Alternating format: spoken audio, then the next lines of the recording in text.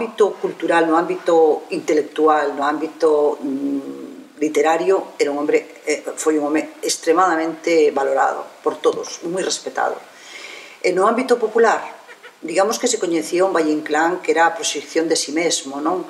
Home de tertulias, home noctámbulo, home de capa, home de manco, é dicir, toda esa parte máis anecdótica da súa proxección incluso física, non? Material, que despois tiñan pouco que ver cunha realidade de home pensante, de home profundo, de home moi preparado, de gran lector, de aficionado profundamente á historia, por exemplo, de gran lector de feito. E no ámbito popular, pois se o medimos por as estreas teatrais, pois non era un home de grande éxito. Se o medimos polas publicacións dos seus libros, pois podría sorprendernos as tiradas de libros, o sea, podían ter hasta 15.000 exemplares de libros. Entón, quizás fora máis leído que visto, quizás a obra teatral contaba con un hándicap tremendo que era os propios recursos que o teatro de época non tiña e que Valle Inclán requería para a súa obra. Valle Inclán non forma parte do cánone de escritores do primeiro terzo do século XX español até despois de ter falecido e até que a súa figura é rehabilitada xa con moita posterioridade, especialmente a partir dos anos 60.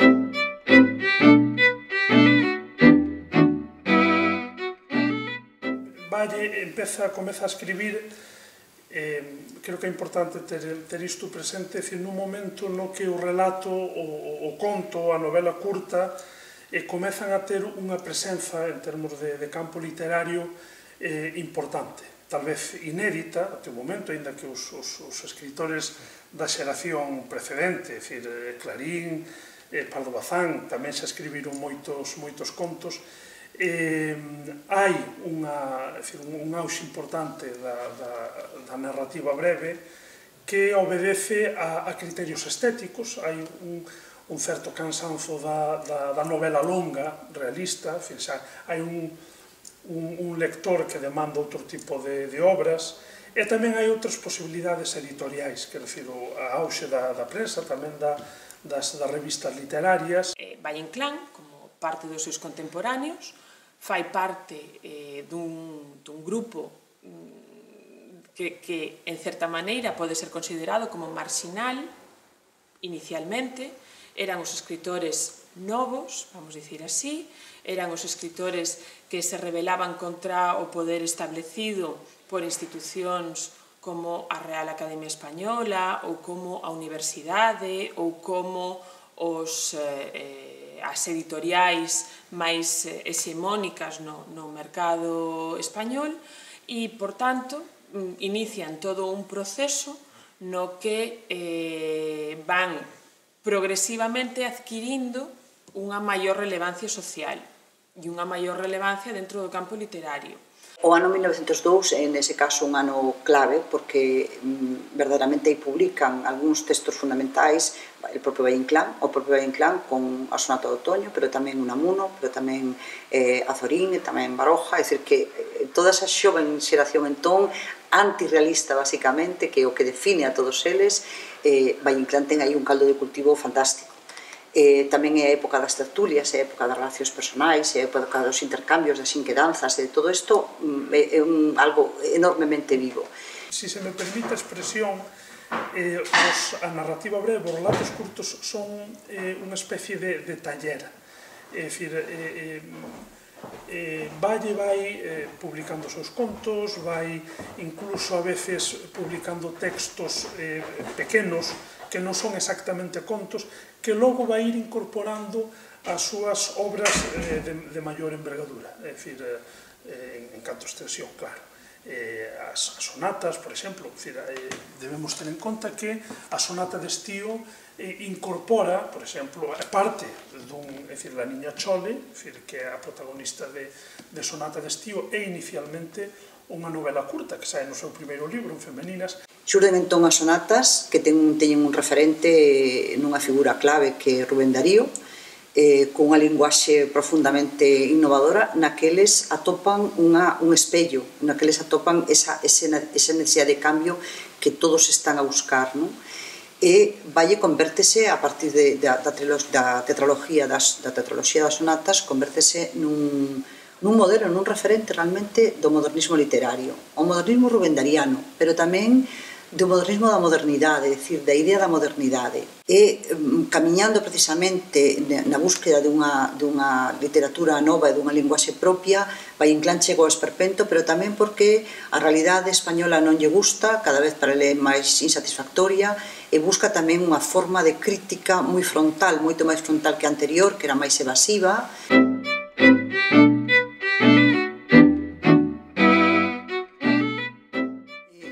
Dificilmente entenderíamos a Valle sin Galicia de fondo, dificilmente, é unha presencia constante. A paisaxe, a alma, a épica ou o lirismo, o celtismo nun determinado momento, o atlantismo. Hasta o 93 prácticamente podese decir que hai unha presencia de Galicia moi reiterada, primeiro nos contos. Entón, os primeirísimos contos de Valle Inclán están enraizados en Galicia. Todos os contos reunidos en Jardín Umbrío e Jardín Novelesco, a maior parte deles tiñen ámbito galego. Para min é moi elocuente a nota que abre as edicións de Jardín Umbrío, na que o propio narrador vincula eses contos cos contos que o narrador escoitaba sendo neno da súa criada Miquela la Galana, que era unha criada vella que contaba aquelas historias de almas, duendes, etc. E que o arrepiaban, non? O mundo da superstición, ese mundo un pouco rural, pero tamén o mundo da aristocracia rural. Valle Inclán non toca apenas a aristocracia urbana, toca a aristocracia rural, a fidalguía. Ese mundo que está desmoronándose, que está desaparecendo, sustituído por unha burguesía que él aborrece, porque considera que é vulgar, que é materialista, é dicir, non lle gusta nada o mundo burgués, e de feito rara vez, salvo en Luces de Bohemia, fala dese mundo burgués, non? Ese mundo rural de fidalgos venidos a menos, que están sendo sustituídos por unos movimentos que eles non comprenden, pero que ven como se desfai esa realidade, e, por tanto, é a nostalgia dun mundo que se perde, que desaparece. De feito, dice Valle Inclán en algún momento que o mundo dos maiorados, con todo o que tiñan de malo, era o millor que se conservaba de aquelas épocas pasadas, non? Probablemente esa idea da Galicia mitificada, da Idade de Ouro, é algo que Valle Inclán constroe, non vou dicir que nos seus primeiros textos, pero entre os anos 10 e inicios dos anos 20. Como digo, a partir dos anos 20 a súa imaxe do mundo é outra.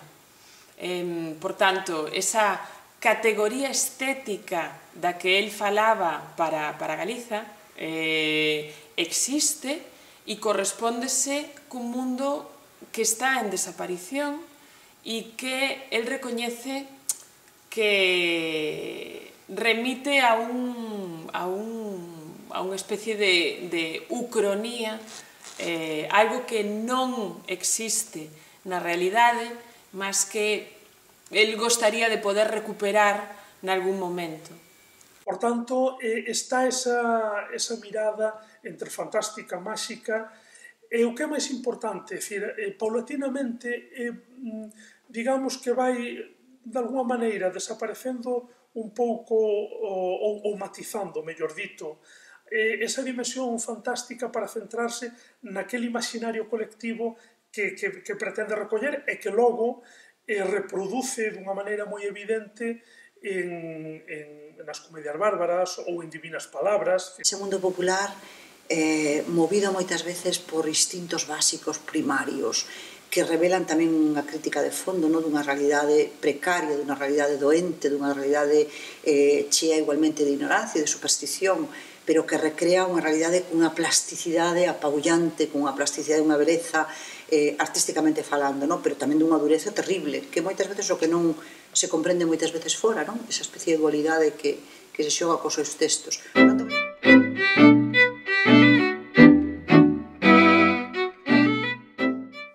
Valle Inclán era un home que tiña moito interés na proxección da súa obra. Preocupáballe enormemente que non solamente que fora distribuída, leída e vendida en España, sino que tamén fora de España, por tanto interésase moito polas traducións da súa obra. Traducido basicamente en narrativa, é máis traducido en narrativa que en teatro.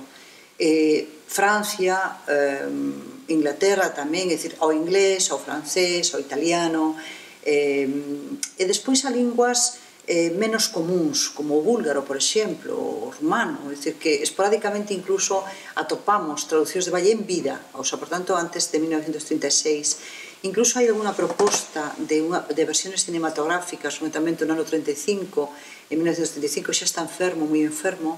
En esas datas hai unha proposta concreta dun editor francés que tiña contactos con directores franceses igualmente para facer unha versión fílmica de obras de Valle Inclán.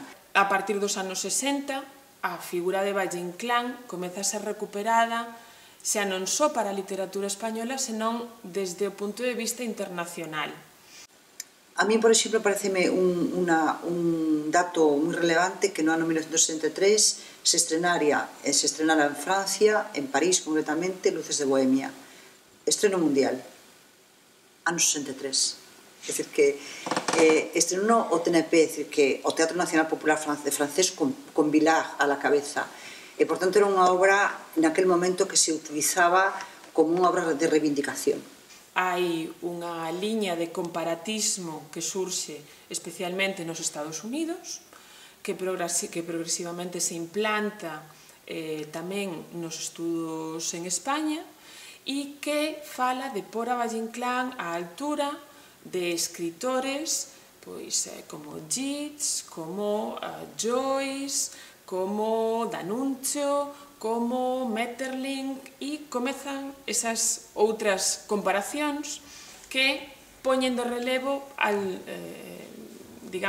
faces alternativas de Valle Inclán. A figura de Valle Inclán non ten acollida no mercado literario, non é un escritor que poida ser facilmente traducido. De feito, aínda hoxe en día, a maior parte das traducións que se fan de obras de Valle Inclán son feitas a cargo de especialistas na obra de Valle Inclán.